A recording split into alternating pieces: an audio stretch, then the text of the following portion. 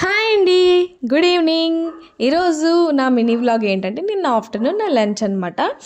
So ఇక్కడైతే నేను paneer with బఠానీ కర్రీ చేశాను. బట్ అదైతే నాకు వైట్ రైస్లోకి అస్సలు తినబుద్ధి అవ్వట్లేదు, ఎందుకంటే లాస్ట్ టైం అలాగే తిన్నాను, అంత టేస్ట్ అనిపించలేదు. సో అందుకే ఎలాగో వైట్ రైస్ వండుకోవాలి, అదేదో పులావ్లా చేసుకుని తింటే బాగుంటుంది కదా అని సింపుల్గా చేసేసాను అనమాట.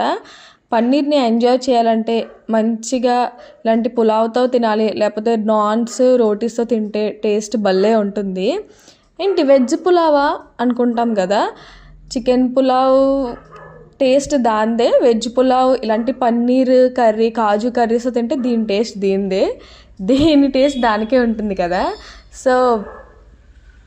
సో నార్మల్గా బయట షాప్స్లో కొనే పన్నీర్ కంటే కూడా కుండ పెరుగు వాళ్ళు తయారు చేసే పన్నీర్ అయితే టేస్ట్ అయితే చాలా బాగుంటుందన్నమాట. మేము లాస్ట్ 1.5 year నుంచి అదే యూస్ చేస్తున్నాం.